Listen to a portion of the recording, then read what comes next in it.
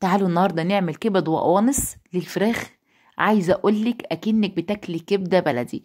هي خطوه واحده بس هنعملها هتحول الكبد والقوانص لكبده بلدي. تمام، تابع الفيديو معايا وما تنسيش لو اول مره تشوفي قناتي انا عزه بسيوني خشي قناتي كده واعملي جوله لو عجبتك، اشتركي فيها ولايك للفيديو وشير عشان الوصفه توصل للناس. مبدئيا كده اول حاجه بنعملها بنجيب القوانص. انا غسلاها غسله حلوه وعملت الحركه دي، بس انا حبيت اوريكي بس. انا جبت اتلم سكينه عندي، يعني سكينه بارده جدا، لو سكينتك حاميه بظهرها وتكحتي قلب الوصايه من جوه. تمام، وما تشيليش اي دهون في القوانص، خليها عشان هي اللي بتدي الطعم الحلو. وبالنسبه للقلوب انا بفصل كل حاجه لوحدها. ادي القلوب بمسكها بفتحها من النص عشان اي تجلطات في الدم كده تبتدي تطلع معايا. وبالنسبه للكبده غسلها غسله حلوه ونقعها في شويه ميه عشان تنزل اي دم فيها. تمام، كل ده انا مش حاطه اي حاجه في النقع، انا مجرد بس غسلاها كذا غسله ونقعها في شويه ميه. تعالوا بقى هنا قطعتها، وبعد التقطيع مش هحط عليها ميه. انا كل اللي هعمله هعصر في كل طبق كده ليمونه كامله، وهحط معلقه كبيره من الملح الخشن. تمام، لو ما عندكيش ملح خشن اي ملح عندك، واديها تقليب. عايزه اقول لك الخطوه دي بتساعد اي تجلطات دمويه في قلب الكبده بتطلع، ولو انت ملاحظه بتبتدي تطلع معايا بمنتهى السهوله. وبالنسبه للقوانص تديها كده التقليبه الحلوه دي، هتبتدي تتنقع 10 دقايق كده في الملح والليمون. بعد كده تشطفيها شطفه وانسي اي زفاره تماما، وتحطيها في مصفى كده عشان تصفي اي دم زياده. بالنسبه للقوانص اي ميه زياده تنزل منها. تمام، بعد كده تعالوا بقى بالنسبه للكبده. طبعا دي عملتها معاكم، اللي مش عارف فلفل حراق على توم. تمام، بملح، طبعا انا خلطهم بالملح، ولو فلفل احمر احلى واحلى، بس انا كان عندي فلفل اخضر. واديها نص ليمونه. طبعا انا ما كترتش، حطيت معلقه واحده بس معلقه كبيره لان الفلفل حراق جدا. تمام، وفيها توم. لو ما عندكيش الخلطه دي هتجيبي شويه توم وتدقيهم مع شويه فلفل وشويه ملح وشويه كمون وتبتدي تديهم تقليبه. هتخلي الكبده اكنها كبده بلدي بالظبط. دي تبلنا الكبده. تعالوا بقى بعد كده طاسه سخنه هنحط فيها شويه زيت، وما تكتريش الزيت عشان القوانص بتنزل دهون لوحدها. وبصلايه واحده اللي استخدمتها عشان البصل غالي بصراحه. لو انتوا بقى البصل عندكم حلو وسعره حلو حطي، الاكله دي بتحب البصل كتير. انا قبل غلا البصل كنت بحط 3 4 بصلات. كل ما بتكتري البصل كل ما بتعمل صوص كده يجنن بصراحه. البصل الكتير فيها بيخلي طعمها يهبل. تعالوا بقى نحط القوانص، وما حطيتهاش كلها مره واحده، انا حطيتها على مرتين.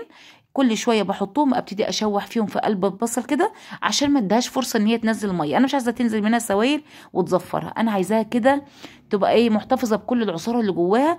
ولو نزلت سوائل هتبقى من الدهون اللي موجوده في القوانص. تمام، هي مش ميه، هتبقاش ميه زفره خالص. هي كل ما في الموضوع هتبقى الدهون هتبتدي اللي في القوانص هتبتدي تسلي. وما تشيليش الدهون اللي هتلاقيها في القوانص عشان هتديها طعم حلو. تمام، نزلت بقيت كميه القوانص واديتها بقى، بدات اشوح فيها كل ده على نار عاليه جدا، اعلى نار. وابتدي هنا خلاص شوحت فيها شويه حلوه، معلش ما جاتش، حطيت يعني عايزه اقول لك ربع كوبايه ميه، حاجه صغيره جدا من الميه. وهديها رشه فلفل اسود وبس كده، مش هحط ملح خالص. وهبتدي كل ده على نار عاليه. بدات بقى شويه الميه، هبتدي اهدي النار، وشويه الميه الصغيرين اللي حطيتهم دول هيسووها. لو هي نزلت سوائل معاك ونزلت ميه بلاش تحطي شويه الميه الصغيرين اللي هتحطيهم. طبعا هنا بقى شويه الميه شربوا، واللي فاضل دول دهون بس، مجرد شويه دهون. هبتدي انزل بالقلوب، خديها بالتدريج كده الى قوانص دخلت على تسويه. انزلي بالقلوب لان كل حاجه فيها ليها تسويه عن التانيه، لا القوانص تسويه القلوب ولا تسويه الكبده. فخديها بالتدريج كده. خلاص القلوب كده استوت معايا واتاكدت ان هي القوانص استوت والقلوب استووا، هبتدي اطلعهم. الناس اللي ما بتحبش تغسل مواعين كتير، فانا هنا مجرد بس شلت الحاجه من الطاسه ونزلت بشويه زيت وشويه زيت حلوين.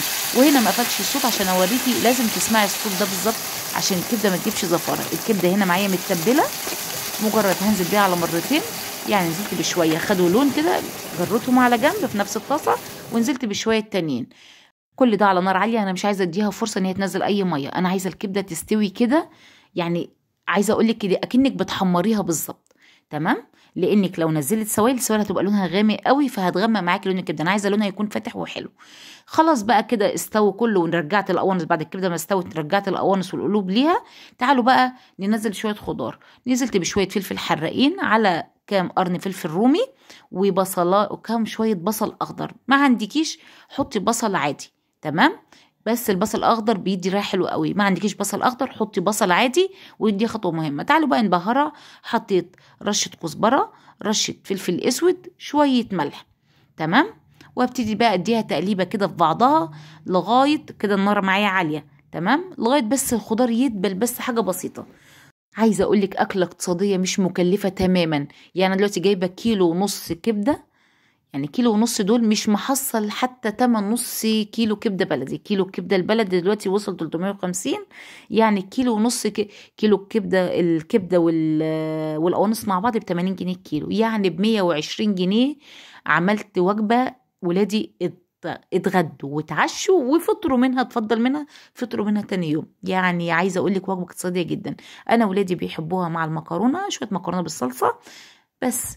انما انا عن نفسي اكله محبشه زي دي مش عايزه مني غير عيش بلدي، واحب اكلها من قلب الطاسه كده، ويا وعدي على طعمتها تحفه والله العظيم. لو جربتيها بالطريقه دي هتشمي ريحه الكبده البلدي، استحاله تصدقي انت بتاكلي كبد وقوانص. تحفه، جربيها بطريقتي. وما تنسيش تعملي لايك للفيديو واشتراك في القناه لو لسه ما اشتركتيش، وتعملي شير للوصفة علشان توصل لأكبر عدد من الناس. ونتقابل في فيديوهات جديدة إن شاء الله. ودمتم في رعاية الله، والسلام عليكم ورحمة الله وبركاته.